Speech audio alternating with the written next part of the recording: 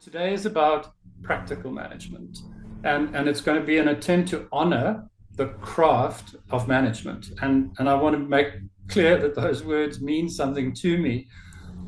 Honoring it is acknowledging that we're not inventing a new wheel here. People have been working on management development for a very long time. So we're going to try and honor that rather than pretend that we've invented something new. The craft, yes, we do regard management, much like leadership, as a craft. Yes, there's some science, and yes, there's some art, but it's a craft in the sense that it is built through effort and through experience and through mentorship, whatever your apprenticeship model might look like. The craft of management. And then we're going to do this, we're in the WorldsView Cafe today. So the cafe is not a lecture, it's not a teaching session, it's not a webinar. WorldsView is about the conversation. So we're inviting you to be part of the conversation. If you happen to be a client or a potential partner on this journey and you want to know more detail about the program, reach out. We'll come and have coffee and we'll talk. But this is more a collaborative conversational space where we try and disturb some of the thinking, like disturbing the water in a pond, having a look around to see what pops up, and then pick a particular frame and we'll deepen the conversation and try and integrate that. So that's what we're doing today. We want to talk about practical management. So the first challenge for each of you for the next 30 minutes or an hour is I'm going to ask you to set your ideas of leadership aside. So I'm going to keep, pulling you to what else is in the management domain other than leadership. Not because leadership's unimportant, as I said earlier, but to try and reveal something else. And if you've been on a WorldsView Cafe before, many of you have, most of you have, you know that we're about to put you into a small group just to try and get your head into this so that you can contribute to the conversation. So the thing I want to invite you to talk about in your small group, other than meeting each other, of course, because the WorldsView Cafes are about community. So Liesl, just confirm for me that you can see the question on the screen. I can see it. Great. And for those of you who are watching other things and typing on spreadsheets, you might just want to flip over to this screen to have a look at the question. If leadership was not the answer, what would still need to be done for the organization to succeed? What work remains? What responsibilities remain? What does management look like without the word leadership? Liesl, are you ready to open up the groups? I am, Greg, and there's a few groups with 3 and 1 or 2 groups with 4. So We'll give you about 9 minutes, guys. So timing. please manage your time wisely. 9 minutes. Don't not speak. Make sure you get a chance to put your thoughts in, and if you do speak, try and speak briefly and then hand over to somebody else. Enjoy your time together. We'll see you in about 9 minutes. See what popped for you. And I'm not looking for debriefs from your sessions. I'm curious about words that kept appearing when you had this conversation. So you were invited to think about the question, what is left if you take leadership off the table? And what words kept popping up? What surprised you? What was kind of difficult to name? What was hard about that conversation? And I don't want to go room by room. I just want to ask you if you noticed anything. Now, Greg, I think on our side there was something that popped up quite a lot was execution and systems and operations. That would be the big things I think that falls within the operational space and the management space. That leadership is more that strategic overview and excellent vision, whereas accountability and reason, as Cecil so nicely opened up for us, is where it boils down to, and the daily habits. Thank you very much, Marika. What else? What other words kept appearing? What surprised people? What was difficult to name? I think for us, it was the question of the actual work that needs to be done. We use the analogy of a painter. We also use the analogy of an orchestra. That, within the work situation, the manager is basically having the musicians there to perform. What you need to do then is to bring that together in a manner that allows you to achieve whatever the stated outcome was supposed to be achieved through that. And also we did talk about that it's about actually execution. It's not really about the plans or anything. The plans are already there. It's the actual doing of the stuff, getting your hands dirty and be able to make sure that whatever needs to be done it's basically done. Thank you, Jimmy. Really appreciate that. Last contribution from anybody? What was hard to name? What was difficult? What surprised you? I think for me, it's the separation of the two roles. That's the difficult part of it. But Craig, you just unpacked it nicely to say, if you're a leader, then you have to get people to come with you and believe in what you're saying, for them to execute what you direct them to do. Whereas in management, then it's your strat, it's your meetings and problem solving on day-to-day basis. But the question is, where does operators lie? Is it lying in management and giving direction by leadership? So that's where my headspace is. Yeah, and so what I'm noticing is what I'm noticing in this call as a microcosm of the full conversation over the last 2 or 3 years that's pulled WorldsView back to this management space.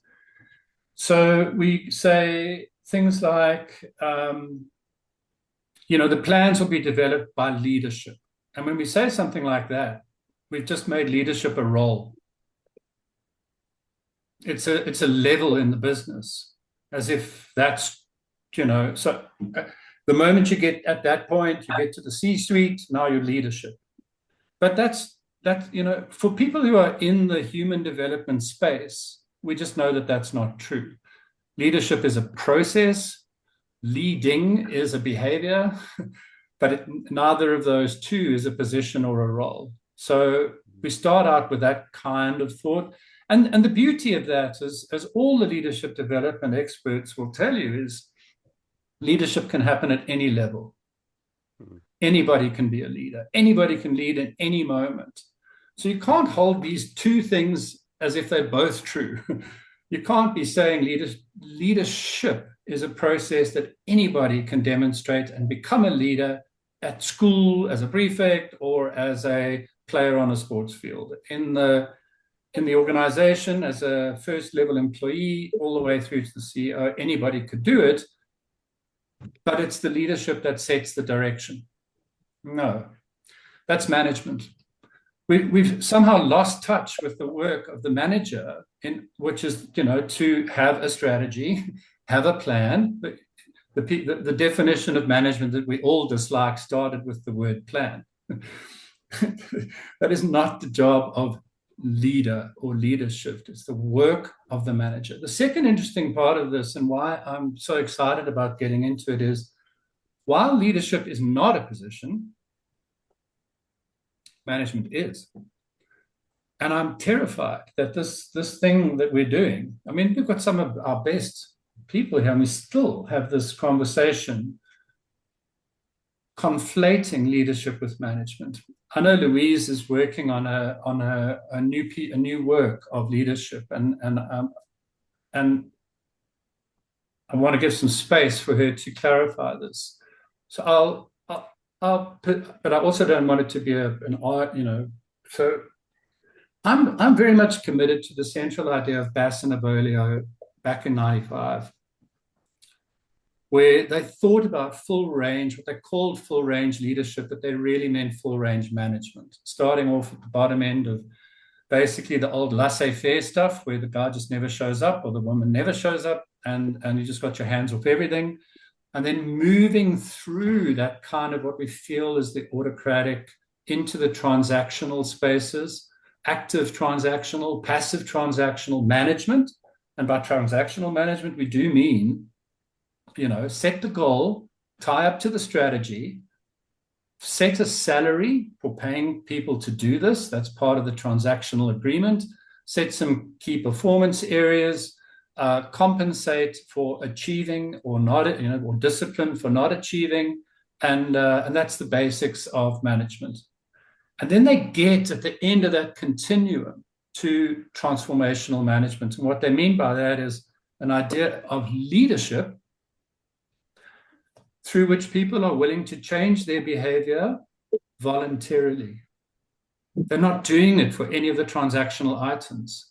They're doing it because of a belief in and the inspiration of and the challenge and the invitation from Dumisani Ntombela, whom I am following.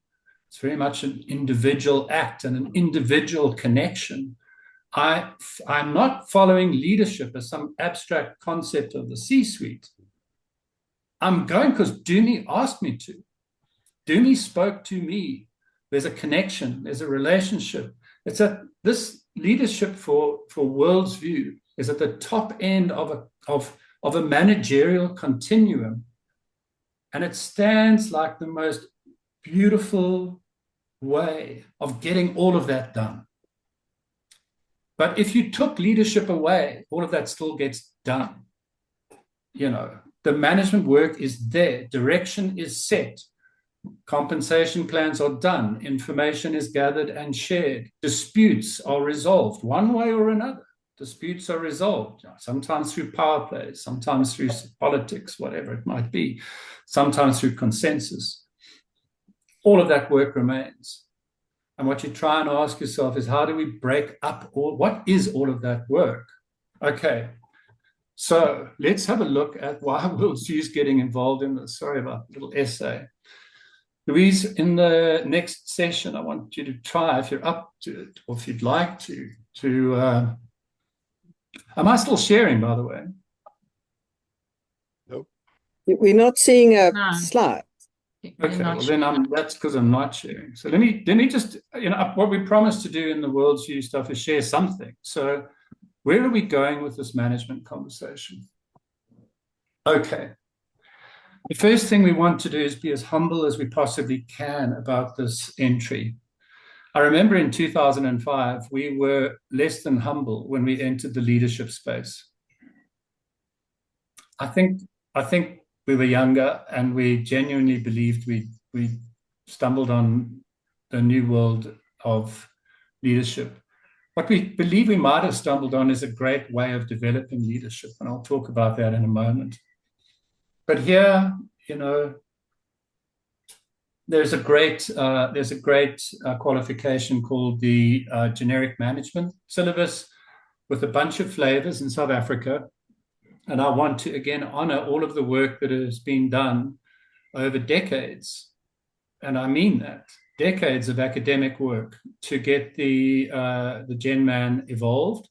And it is continuing to evolve. There will be a new iteration of the generic management syllabus shortly. So we don't have to try and analyze what is it that managers do. Mintzberg's written about it extensively on a more kind of phenomenological approach, and the academics have really done a lot of work to set it out. What we can do is pay attention to some golden threads that we'd like to bring to that development space. So definitely information and sense making.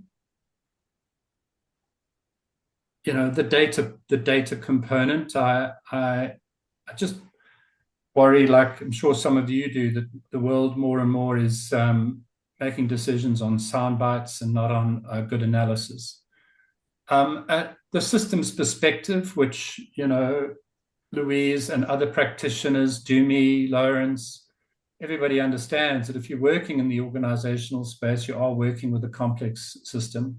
Even if it's the simplest organization out there, it's still complex because there's humans and functions and customers and suppliers and so on. We want to work on judgment, including very explicitly power and authority, and that invites us to think about where power comes from and how you can exercise it, both autocratically or collaboratively. And then ethical agency, including responsibility, or this notion of care. We're very much struck by the ideas that were written in Zen and the Art of Motorcycle Maintenance, and then carried on in the book on quality, and the essential nature of care about as well as care for. So care for the work and care about the people, which is a nice way of getting to effective in a healthy way. Care about the organization, care about the work, and trying to encourage managers to find a way to connect to what it is they're doing and to care about that, and then to care about the people that they're privileged enough to work with. Ethical agency then comes out from that, because if you don't care, ethics don't become salient at all. And then we'll operationalize that through the WorldsView way, obviously workplace assignments. But when I say that, I need to maybe back up. When we launched 9 Conversations in Leadership, we explicitly made it in-company programs only, no public programs. And we explicitly set it up to work with the context of that organization. So all the cases come from that organization. And that part of the WorldsView way will continue in the idea of workplace assignments. Practical management will not be offered as a public program. It will be offered in company to cohorts who are working on real problems and real issues inside an organization. We know that Mintzberg has been playing with their MBA program and their exec ed program in exactly this way. In Canada, we've got, this is not just our own experience. There are other players around the world that are shifting from that kind of classroom public program idea into in-company cohort-based development, and we want to ride that.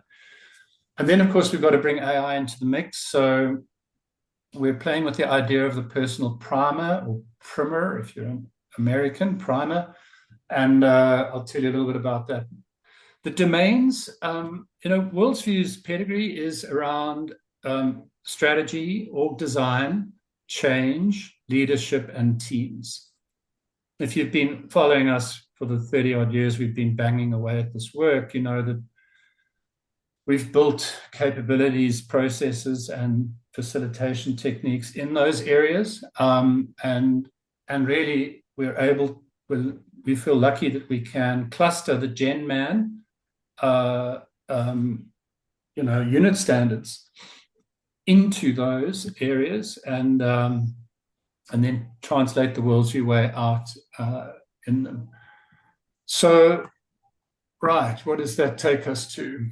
Just to a little bit of evidence, in case you're worried that why does WorldsView have any claim here?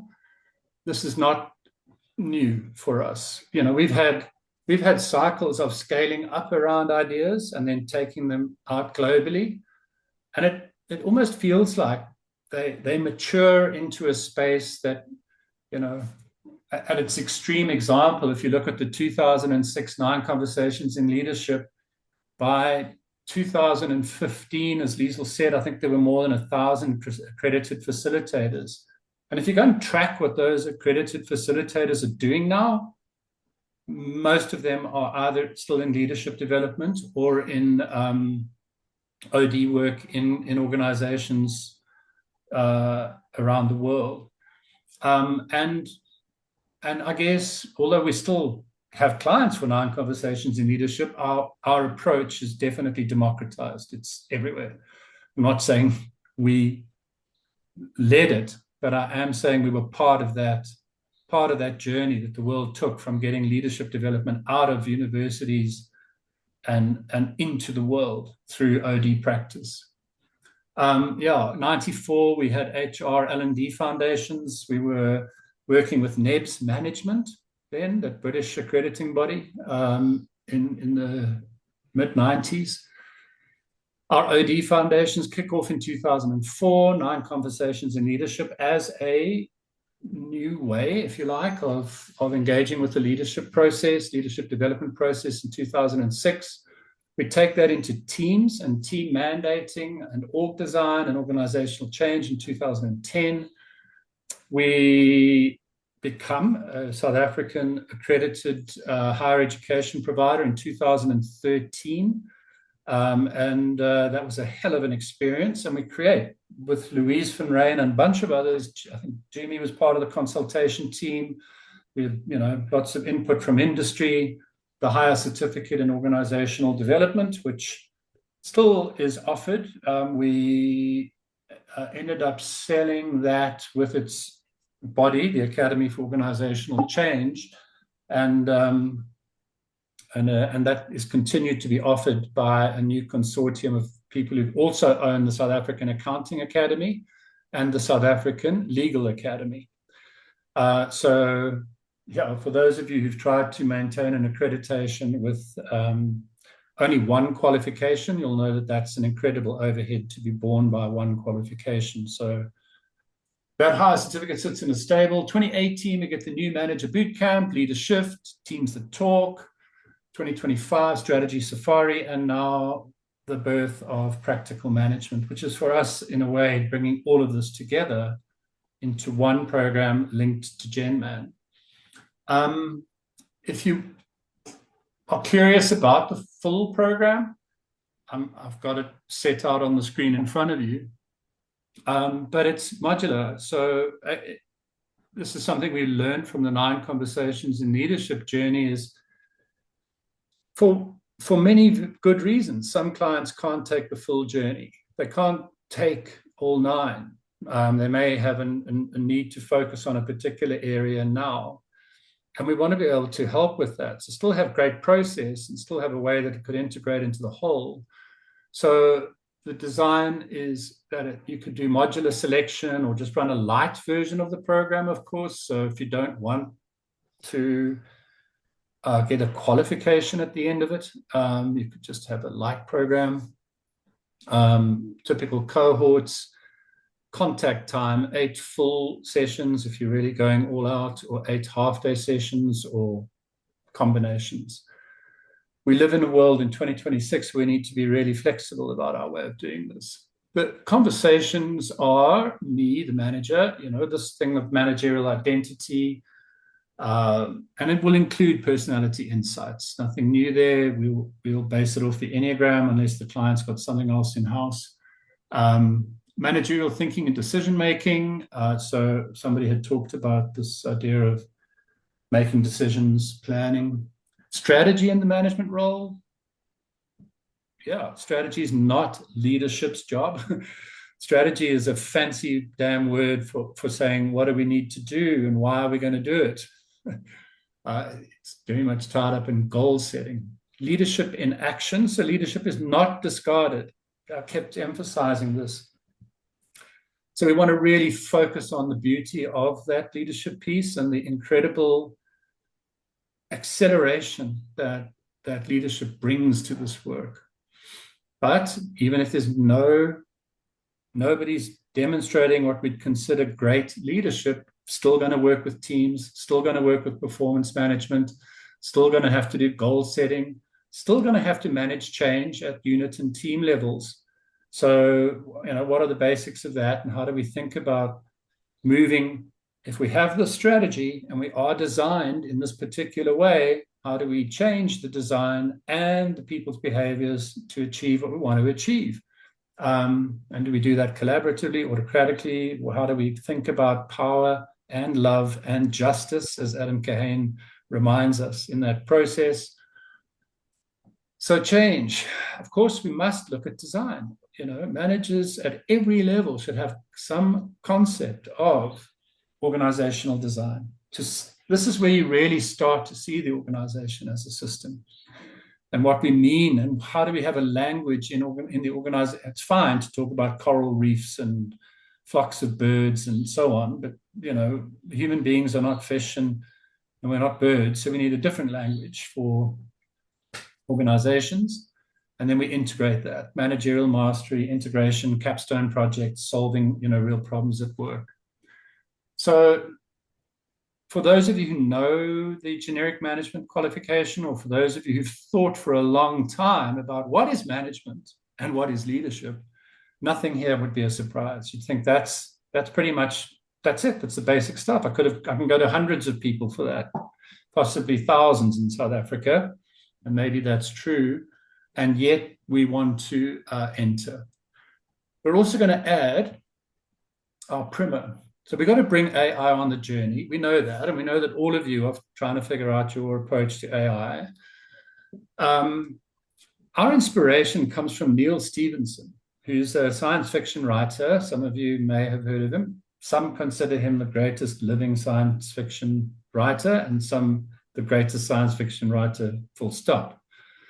And in a book called The Diamond Age, or A Young Lady's Illustrated Primer, he imagined a book that starts out blank. So, we're so used to in education providing a manual or a training guide or a reading list to students. Neil Stephenson imagines a book that starts out on a blank page. It's designed to be given to a 4-year-old. And based on that 4-year-old's first action or query, the book, of course, camera, blah, blah, blah. Imagine a clever book. The book starts to respond, but the book knows its job is to help this child become a superb adult. And the book continues. So it's all on-demand learning. It's all what is salient. The book can go literally as deep as the child's interest can be held. It can circle back. It can, the book is an evolving, personalized and evolving reading list, a reflective partner and a thinking tool, a development guide and a repository of learning. And the book can be wrong. The child, in the end, chooses, and the child becomes a teenager and an adult, and so on. And I was so inspired by that story. It stuck with me for a long time. I think we're seeing it. We're there. I'm experiencing my own diamond age as we wrestle with the terror and the hope of large language models and where this AI might go. And here we are on that part of the journey. So we'll bring it in, but we'll bring it in as the primer. We're not going to create in 2026 the WorldsView AI with a massive, we're going to not go train none of that.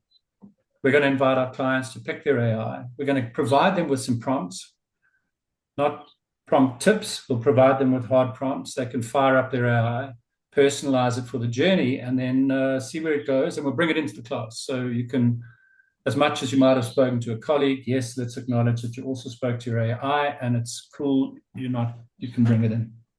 So that's what we're doing with the primer. Okay, I want to throw it back to you, and then in your small groups, see how much of this is landing. So where in your organization or your experience is management most invisible but most needed? And again, notice if you keep using the word leadership, this is really pushing you to think about management without the leadership component, and to try and do it in a respectful way, not in managers. Leaders lovely, managers bad. Where is management strain being mislabeled as a leadership problem? 9 minutes, and then Louise, if you're up for it, I don't know if you'll still be around, but if no, so I have to go now. Yeah. Great. I have to go now. Speak now before you go. Okay. but I don't know what you want me to speak about. I just want to say I love what you're doing. I'm a bit worried about 4 hours for these topics. They all feel way too big to do in 4 hours, but you've got magic ways of doing that. I am wondering whether you're going to do it virtually or face to face. That's just a question. What's the plan? Plan A, face to face. Okay. We can't be precious about this, as you know, Louise. There's distributed groups. Not everybody. No, If I we want know. to be, I if we know. want to be accessible, we have to be Oh, flexible. sadly. Yeah. So I do think this is a beautiful one. And then there's a piece for me around how do, that whole reflective, how do we reflect as leaders, that kind of how do we develop and continue to make sense of our experience? And that piece is just, I think it's a critical, that's where we learn the most, is when we reflect on our experience. What did you want me to speak about? Because I've got 3 minutes. Just if you've got the, this leadership versus management. No, can I just say, I think it's a cop-out. The way that we use leadership at the moment is a cop-out. Because then I can blame this, this dissociated thing that doesn't really exist. And people have roles and jobs. And if you have a responsibility to look after or to ensure that a piece of work gets done, there's jobs to be done. And one of that is a managerial role. And so I do, and then there are leadership parts to that role, because you need to take other people along and you need to know how do you do that. But I think it's, in my mind, management and leadership in many ways it's a dance. In a moment, you do a role that is a managerial role, which is about getting things done in a particular way. And then there's how do I take the people along on the journey? How do I ensure that I'm attuned to these emotional, embodied human beings that are in the room? And that's what I would call the leadership component of the managerial role. But I think to talk about leadership as a thing is a cop-out. Thanks, Louise. Because then I don't have to take responsibility. Let's take that into this conversation now, because that sets us up nicely for the question that's on the screen. I'm going to share it again. Are you seeing it? Just to remind you. I'm sharing the wrong screen, am I? Yep. Screen. I wonder where it is. There it is. You're getting the right one. The right one now. Okay, so these questions are a guide or a prompt. Where in your organization or your experience is management most invisible but most needed? Where is management strain being mislabeled as a leadership problem? And anything else that you want to talk about, come back. And then, as usual, we'll have the plenary discussion about where we go with this and what we do. Liesl, are you ready to put people into groups? Yes. I'm out, so thank you. It was lovely. Love you all. I'm so excited. I want to join. Those that are back, we're in the 30 minutes after the 60 minutes. In my mind, I always think of these as two different sessions, because we get quite a drop-off at the hour mark. And then some of you manage to stick out for the next 30 minutes. And I always think this is where we get some gold. So thank you for being here. And some of you might have just joined, so you missed the kind of setup, and that always makes it for interesting soup. The question is, so what feels true now? What lands, or what's heavier, what's clearer, what feels unresolved, what feels resolved? Did anything land or not land for you? And are you willing to share it?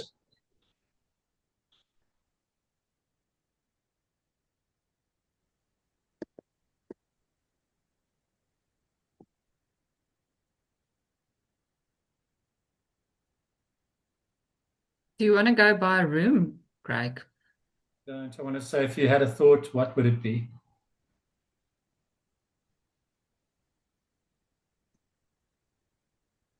Yeah, I must say, one thing that strikes me and that is challenging in this conversation is the delineation that has happened in our minds as practitioners and in organizations and in business schools and everywhere, this delineation of leadership as a thing.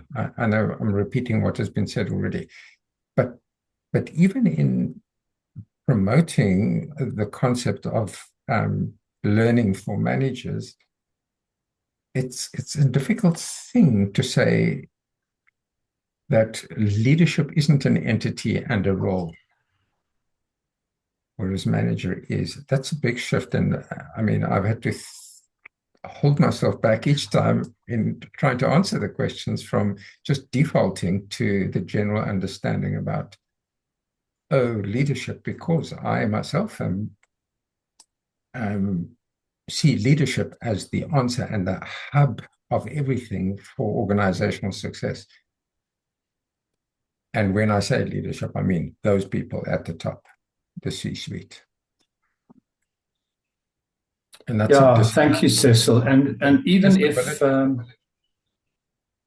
it's a thinking disability for me that I just need to adjust a little bit. Nice. We experienced what you've called the thinking disability for the whole of last year.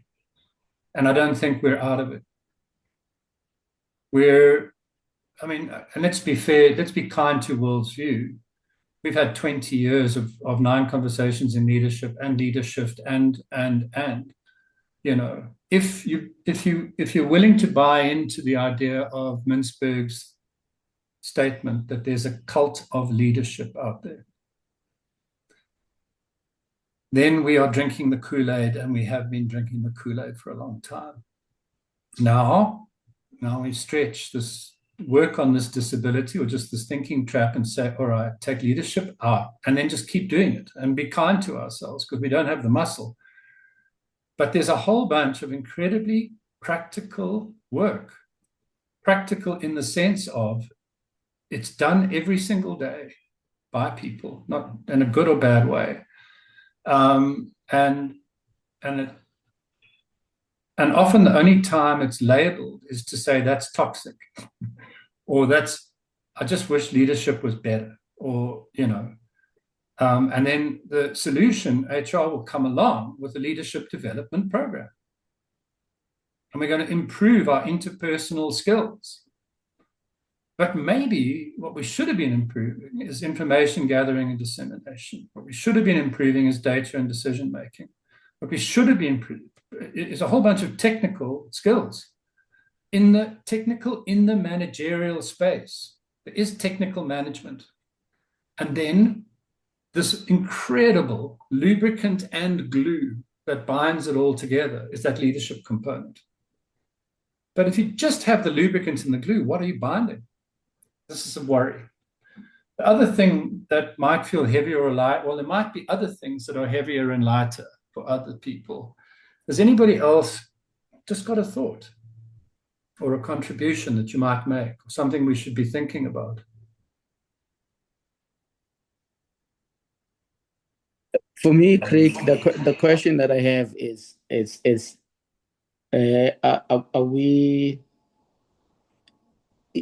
the issue the labels and the meanings that we put into this thing about leadership and management, and with those labels then end up separating the actual stuff that happened? Because I think, for me, leadership and management happens within the doing of work. And at the end of the day, these things continue. And as a result, then within the teams, within the people who are doing the work, different versions or different meanings or roles that they play within that. Some other cases, it might be a leadership role, it might be a management role in order to basically achieve whatever they want to achieve. But once we assign these labels to people or to titles and stuff like that, there's a certain way that people believe that they should be behaving in a particular manner, which that particular manner then result in us forgetting, or not even forgetting, neglecting what it is that is supposed to be done. Yeah, Jimmy, I'm hoping that I'm hearing correctly, because I hear a couple of things. I hear you asking, is it just semantics? Does it matter when we play with this word leadership and management? And I also thought I heard you saying, what are the consequences or effects of it back in the workplace? So I really worry that it is semantics, by the way, that we're just playing word games. And I've at least come to the point of satisfied myself that we're not. And the reason for that is when you get to the curriculum. So look at the curriculum. If this thing's called leadership development, what are, and you've pulled a bunch of people out of operations, you put them in a class or online or somewhere. What's on the curriculum? What are the outcomes that thing's trying to deliver? And often it is about the relational work. If you go and look at the curriculum of a good management program, yes, the leadership piece is there, but there is a bunch of other material in that curriculum.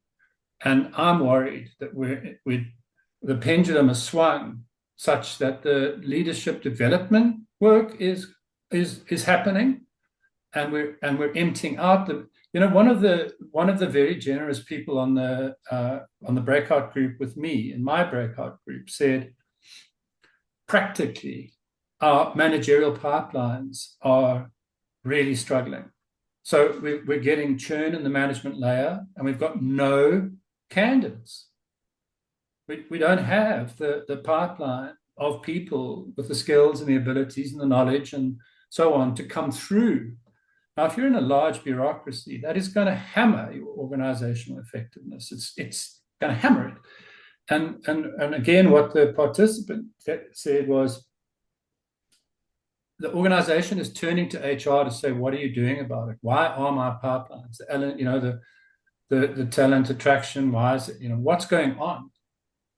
Now, I would position Doomy that one of the things that's going on is we don't have any framework for, if management is a craft, the apprentice model is how we used to teach crafts. And in the apprentice model, everybody knew what the role of the master or the journeyman or the apprentice or the whatever, everybody knew their roles. And it spread. We had a shared responsibility on the one hand to bring people up into a craft. And the craft could be, management, to help managers become better managers. There was a famous leadership author that said, I think it was Bennis, the only job of leaders is to create more leaders. And it could be similarly said that one of the key jobs of managers is to create the next generation of managers. So if that's true, we have a responsibility to each other. I, as the employee or apprentice, to learn and show up, and as the master or journeyman or whatever it might be, to help. But as somebody else in our breakout group reminded us, there's got to be benefits on both sides. There's got to be the sense that I'll follow you, Lawrence. I'll listen to you as my manager. I'll show up because you're going to help me become a better person. You're going to help me get a better career. You're going to help me, move forward in my life. And I believe that about you. I see that in you. Now we're getting into the leadership domain. This is what Bassanov earlier talked about with inspirational motivation, individual consideration, intellectual stimulation, the 4 I's. I want to remember the 4th one, sorry. But that relationship component, where I truly believe that it's in my interest to show up as the apprentice in this model. But in that model, we knew how our leadership pipelines and our managerial pipelines were going to fill. Everybody knew the responsibilities. Now it's HR's job. I don't have to worry as a manager about my successor at all. It's just not part of how I identify myself. And in fact, most of my employees don't want to be managers. Because it's got a bad reputation. It's toxic. Who wants to be the manager? There's no real, tell me about the leadership roles here. I want to be in the leadership roles. I think I wrote about this last week. We end up with this trap where everybody's just trying to be nice to each other. And we don't have to worry too much about performance or, something. I don't know. But how could it be that practically our managerial pipelines are empty in an economy where we're radically, unemployed. So firstly, it's not like we're overemployed and we can't hire staff. We can easily get staff. It's not like, there's no structural reason why we wouldn't have managers prepared to step into new roles. So there's something going on in our mindset and something going on in our approach to management. Something's wrong there. Guys, we're going to start. Yeah. Thank you, Lawrence. Go. Yeah, just a thought. You mentioned something about semantics, and it's all just semantics. But I think if you recently in the international politics, there was somebody that said, if you tell the same lie enough times, it becomes a reality for some people at least. So we keep on saying leadership, and we present this as this ultimate holy grail. You need to be a leader, and the role models shown or exhibiting what is apparently leadership is this chinos, golf shirt, sitting in the office, keyboard warriors, and they don't get their hands dirty. Whereas management is a skill or a craft, as you say, is something that you can teach somebody. This is the plan. This is how you do project planning. This is how you allocate your resources. And this is how you check, plan, organize, lead, control, whatever you want to do. I mean, if you want to go old school. Leadership itself is that fine, let's call it the hues, the colors that you add to it. And it's a personality trait, a personal trait. You're either born with it to be a natural leader, or you need to do development work with the individual on a personal level to be a leader. I used in one of the breakups, I used the example, we've got a river running through town, the mountain river, and it needs to be cleaned.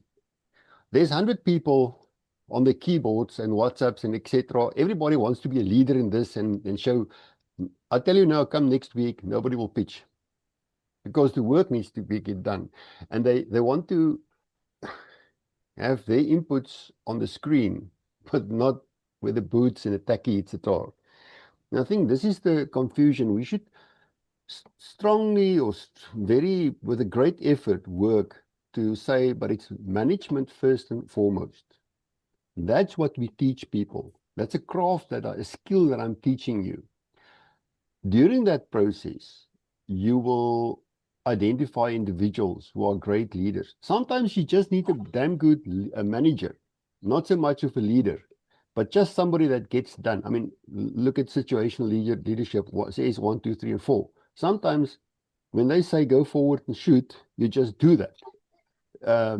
Sometimes you need to have somebody that's more on a I can't even remember, S3 level. Let's say, let's talk about it, let's negotiate, let's get some consensus, but not always. So we make such a big hoo-ha about leadership that I think we've spoiled the environment, we've spoiled our subject matter by focusing too much on leadership. Who's the mayor of New York, Giuliani, when 9/11 happened? He was a mediocre. Rudy Giuliani. Yeah, he was a mediocre, would never have even been in the history books about being the mayor of New York. And then when 9/11 happened, he stepped up and he really became a leader. He stepped up, he stepped forward, he actually did things. Yeah, could you teach him on training or coach him to be a good leader? I don't know, maybe. But first and foremost, he was a good manager and probably flying under the radar. So maybe just summarize. Management for me is a skill and a craft that you can teach. Leadership is something, personal development, personal growth, that you can actually get people to do. Again, I'll promote it wherever I go. Stanley McChrystal's book, Team of Teams. If you ever come across that, read it again, make your notes, study it like your leadership Bible, management Bible. That is one of the best summaries of the leadership style that we need. Because everybody, that violinist can be a leader in an orchestra. That guy that's guarding the gate can be a leader in his role by doing the right things and doing. Because leadership per se means of imply that somebody takes the lead. And you that's see what you're doing, action. Lauren. And here we are talking about leadership again. Yeah, yeah. But So, I mean, you started, Yeah. and I love it where you started, which was there's something that we're stuck on in this management leadership. What is the management piece? And you brought the action component. You know, Mintzberg talks about the 3 planes of management. Now, whether you like or dislike Mintzberg, he's got the information plane. Yeah. You know, that level of work. And all of the activities that good managers have to do to find the information, to get the information, to share the information, all of that work. Then he's got, yes, the people plane. And on the people plane, one thing is leadership. That act of individual connection, of getting people to move voluntarily, that piece of magic. But the other pieces of it is, you know, the standard resource allocation stuff, making sure you're clear about your work, your job title, you know, activities, all of that stuff on the people plane. Also, by the way, linking with managers from other departments, or linking with clients, or linking with suppliers, all of that people work that they've got to do. And then the action plan, which you've just raised. That action plan of actually getting the work done with their hands, not behind a keyboard, but in there, you know, in that space. I loved one of the American generals talking about how he used to have, contrasting with what's going on currently with ICE, how he would work with his managers, the various ranks reporting to him face to face. He said, I would go every day and look in the eyes to make sure that those commanders and lieutenants were capable of making good decisions the next day. And if they weren't, I had to pull them from the field. And he's, you know, that act of absolute individual consideration, as opposed to what he says he's seeing with just throw the managers out there, let them run, shout at them from head office, and then watch them literally, you know, shoot people to death in the streets. And we get the equivalent of shooting people in the streets when our managers blow up in companies, or, you know, various. Exactly. What is the work of managers, guys? We're wrapping up. It's 6 minutes, but I feel like we're done. So where are we? This is a WorldsView Conversation Café. Remember, it's not a webinar, and it's not a, if you wanted a deep dive into what the actual modules of the management program are, you reach out to us. We have coffee and we chat to you.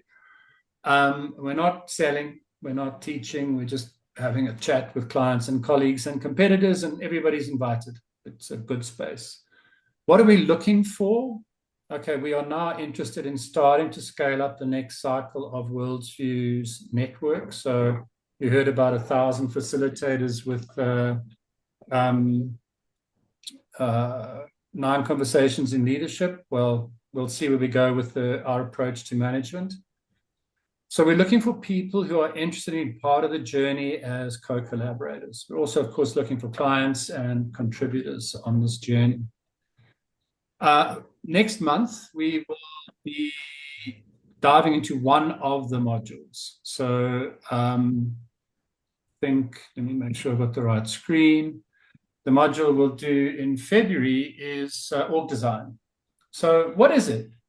You know, organizational design, I picked it as a starting point to dive into because it's as far away from what you think of the work as leadership as possible. It's the practicalities of that connection between strategy and structure, and the design of my operating systems and the design of my way of work. Now, this is the work of a manager. All managers have to do it, whatever level they're working on. And we'll play with the starting idea of, does the manager design the organization, or does the organization design the manager? But it'll help us think about, what is the org design work for managers? What should you be teaching them at any level? And how should they be thinking about their work in org design? And we hope that you can join us. To everybody who made it for the call and made it all the way through, whatever time you arrive and whatever time you leave, thank you for being here. And And we look forward to working with you this year. Happy 2026, guys.